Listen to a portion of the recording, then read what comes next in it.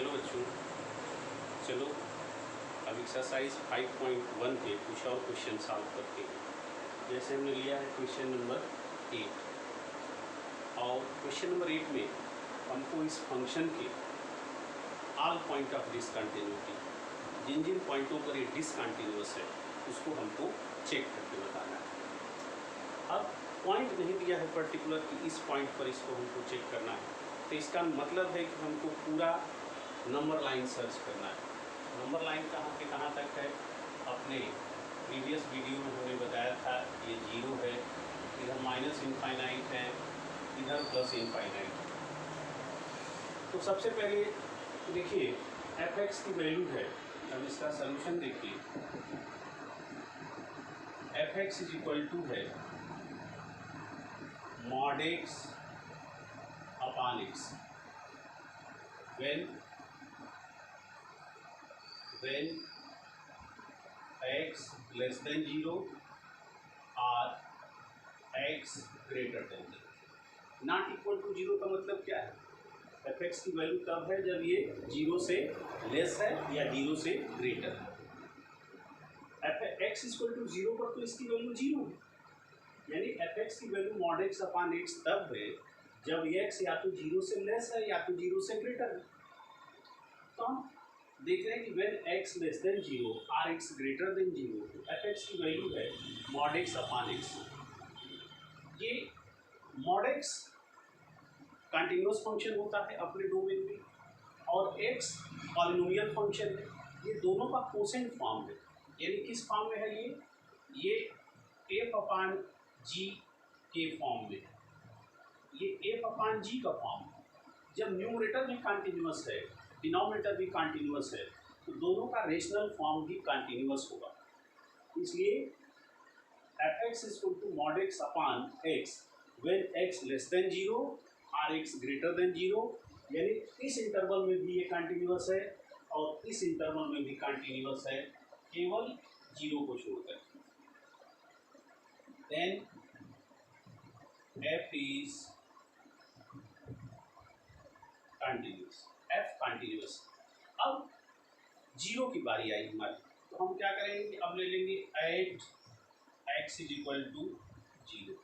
ऐसा करते हैं कि लेस देन के लिए भी यही फंक्शन है, ग्रेटर देन के लिए यही फंक्शन है। तो अब यहाँ पर हमको लेफ्ट हैंड लिमिट और राइट हैंड लिमिट निकालनी होगी। फर्स्ट सबसे पहले हम लेफ्ट हैंड लिमिट निकालते हैं। लेफ्ट हैंड लिमिट क्या हो जाएगा? Limit x tend to 0 minus 0 से थोड़ा कम लेते हैं, स्लाइटली लेस यानी निगेटिव लेते हैं। अब f(x) ले लेते हैं। 0 से लेस के लिए फंक्शन क्या है? 0 से लेस के लिए फंक्शन है limit x tend to 0 minus ये mod x upon x। Limit put कर दीजिए इसमें। 0 माइनस का सेंस है 0 माइनस है, यानी x को हमको पुट करना है 0 माइनस है। जैसे ही x एग्जैक्ट 0 होगा, 0 से कुछ कम है, h निगेटिव इंक्रीमेंट शो करता है, तो ये 0 से कुछ कम है। जैसे ही एग्जैक्ट 0 होगा वैसे ही h 0 की साइड जाएगा, जो कम दिखा रहा है वही इंक्रीमेंट वो 0 हो जाएगा। इसको यहाँ पुट कर दीजिए, ये हो जाएगा limit h tends to 0 0 minus h upon 0 minus h। ये हो जाएगा लिमिट h टेंड्स टू 0, ये देखिए 0 माइनस मॉड माइनस h, तो h तो न्यूमेरिकल वैल्यू है, मॉड लेने पर क्या होता है? वैल्यू पॉजिटिव हो जाती है। ये हो जाएगा h अपॉन माइनस h। ये हो गया limit h tends to 0 minus 1। अब तो ये कांस्टेंट हो गया सॉल्व करके ही, इसमें h बचा ही नहीं जिसको हम 0 रखें, तो अपने आप सॉल्व हो गया। ये कांस्टेंट है, कांस्टेंट पर इस इंक्रीमेंट का कोई इफेक्ट नहीं होगा, h को 0 रख नहीं पाएंगे, तो इसकी वैल्यू कितनी हो जाएगी? ये हो जाएगा -1। अब उसके बाद देखिए, अब हम राइट हैंड लिमिट लेते हैं। ये हो जाएगा limit x tend to 0 plus f(x). 0 से ग्रेटर के लिए भी, लेस के लिए भी f(x) की वैल्यू यही है और 0 से ग्रेटर के लिए भी f(x) की वैल्यू यही है। तो अब जब हम 0 प्लस ले रहे हैं, यानी x की वैल्यू काउंट कर रहे हैं 0 से ज़्यादा, तो फंक्शन क्या होगा? फंक्शन वही होगा, limit x tend to 0 plus f(x) हो जाएगा आपका mod x अपॉन x। अब देखिए क्या हो जाएगा, ये हो गया लिमिट। अब इसमें में लिमिट पुट कर दीजिए। जीरो प्लस का क्या सेंस हमने बताया था, जीरो प्लस का सेंस है कि वैल्यू पॉजिटिव है, यानी जीरो प्लस एच है। जीरो प्लस का मतलब है कि एक्स को हम ले लिए जीरो प्लस एच, जैसे ही एक्स एग्जैक्ट जीरो बनने वाला होगा, ये जीरो से कुछ ज़्यादा है, डिक्रीज होकर के जीरो के पास आएगा। जैसे ही डिक्रीज होकर जीरो के पास आएगा तो जो इसको जीरो से ग्रेटर दिखा रहा है वो एच क्या हो जाएगा, तो उसी स्टेप पे जीरो हो जाएगा, एच टेंड्स टू जीरो। तो आप लिखिए लिमिट यहाँ पे, यहाँ लिखेंगे H tends to zero, zero plus H upon zero plus H. अब देखिए मॉड जीरो प्लस एच है अपान ब्रैकेट में जीरो माइनस प्लस एच, तो मॉड जीरो प्लस यानी पॉजिटिव है तो पॉजिटिव ही रहेगा।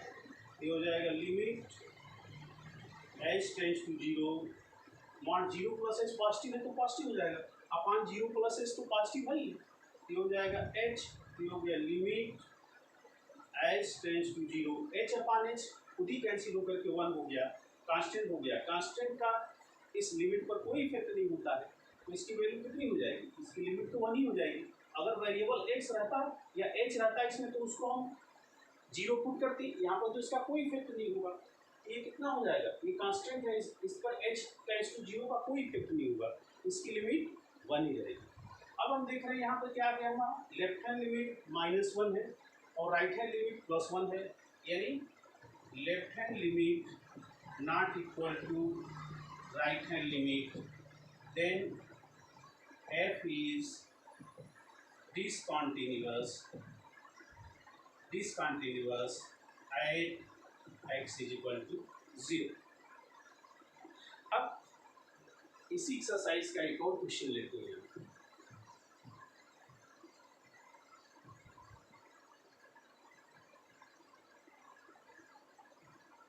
और फिर उसमें भी all point of discontinuity find करेंगे, डिसकंटिन्यूटी के जो भी पॉइंट है उनको फाइंड करेंगे। अब इसके बाद हम ले लेते हैं क्वेश्चन नंबर 11। क्वेश्चन नंबर 11 है, फंक्शन दिया है f x is equal to, function दिया है f x is equal to x cube minus three,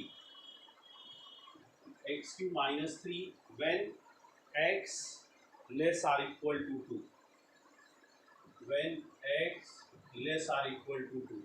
और फिर इसकी वैल्यू एक और है x square plus one, x square plus one when x greater than two, when x greater than two. तो इसमें भी find all point of discontinuity, इसके डिसकंटिन्यूटी के सभी पॉइंट हमको फाइंड करने।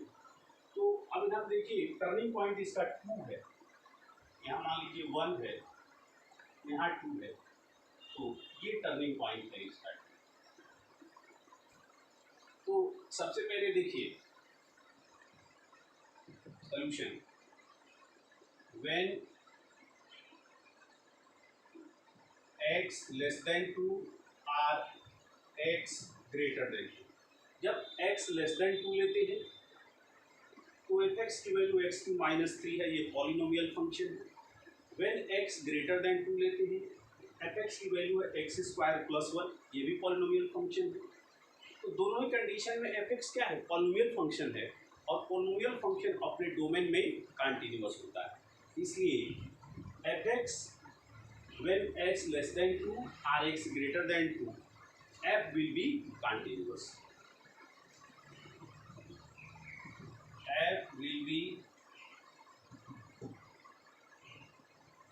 Continuous function. इन दोनों ही केस में जब x को चाहे लेस देन टू लीजिए, इस इंटरवल में लीजिए, चाहे इस इंटरवल में लीजिए, दोनों में जब लेस देन लेंगे तो ये भी पॉलिनोमियल फंक्शन है, जब टू से ग्रेटर लेंगे तो एफ एक्स की वैल्यू ये भी पॉलिनोमियल फंक्शन है। हर पॉलिनोमियल फंक्शन अपने डोमेन में कंटिन्यूअस होता है, इसलिए चाहे x की वैल्यू लेस देन टू ले चाहे ग्रेटर देन टू ले, फंक्शन कंटिन्यूअस होगा। अब ले लीजिए at x is equal to two, two turning point है, टू से लेस के लिए अलग फंक्शन है हम देख रहे हैं यहाँ पे, और टू से ग्रेटर के लिए एफ एक्स की value x square plus one है, ठीक है। तो अब यहाँ पर हमको left hand limit right hand limit निकालना पड़ेगा। सबसे पहले लेफ्ट हैंड लिमिट लेते हैं, limit x tend to two minus f x, two से कम के लिए, 2 से कम के लिए देखिए एफ एक्स की वैल्यू ये है, ये हो जाएगा limit x tend to 2 minus f x है एक्स क्यू माइनस 3 2 माइनस, अब इसको यहाँ पुट कर दीजिए तो कितना हो जाएगा ये हो जाएगा लिमिट, अब देखिए 2 माइनस का सेंस क्या है, क्या करना है हमको एक्स को पुट करना है 2 माइनस एच, जैसे ही एक्स टेन टू 2 यानी 2 से कुछ लेस है, 2 माइनस एच का मतलब है कि वैल्यू एक्स की 2 से कुछ लेस है, जैसे ही एग्जैक्ट 2 के पास पहुंचने वाला होगा तो जो इसको निगेटिव कर रहा है एच वो क्या आ जाएगा, वो जीरो की साइड जाएगा, एच टेंस टू जीरो। तो उसी स्टेप में हम लिखेंगे एच टेंस टू जीरो और एक्स की वैल्यू पुट कर दो यहाँ पे 2 माइनस एच, ये हो जाएगा 2 माइनस एच का होल क्यूब माइनस 3। अब एच को यहाँ जीरो रख दीजिए तो ये कितना हो जाएगा, एच को जब जीरो रखेंगे तो 2 का पावर 3 ये हो जाएगा 8 माइनस 3 ये हो जाएगा 5। अब देखिए अब राइट हैंड लिमिट है, राइट हैंड लिमिट हो जाएगा x tend to 2 plus f x, 2 से ज़्यादा के लिए देखिए जब x की वैल्यू 2 से ग्रेटर है एफ एक्स की वैल्यू क्या है उसको पुट करिए यहाँ पे, ये हो जाएगा limit x tend to 2 plus ये हो गया एक्स स्क्वायर प्लस 1। तो अब यहाँ से आ गया ये लिमिट पुट कर दीजिए। अब इसको भी देखिए जैसे हम x को यहाँ रखना है 2 प्लस एच, जैसे ही x टेन टू 2 यानी ये वैल्यू 2 से कुछ ग्रेटर है तो जैसे एग्जैक्ट 2 के पास आएगा डिक्रीज होकर 2 के पास आएगा, तो जब ये x टेन टू 2 यानी 2 के पास बिल्कुल आ रहा होगा तो जो इसको 2 से ग्रेटर दिखा रहा हो वैल्यू क्या हो जाएगी, वो वैल्यू आपकी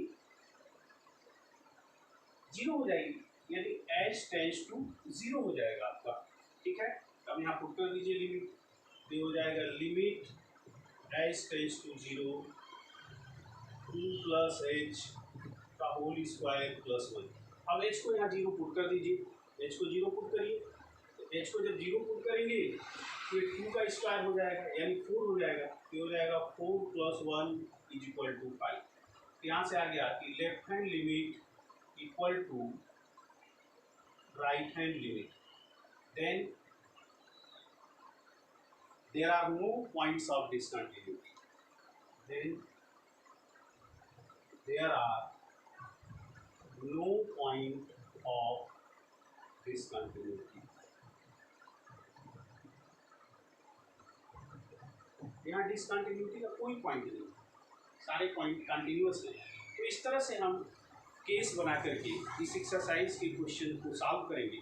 अब इस एक्सरसाइज के और क्वेश्चन अपने नेक्स्ट वीडियो में आपको बताएंगे।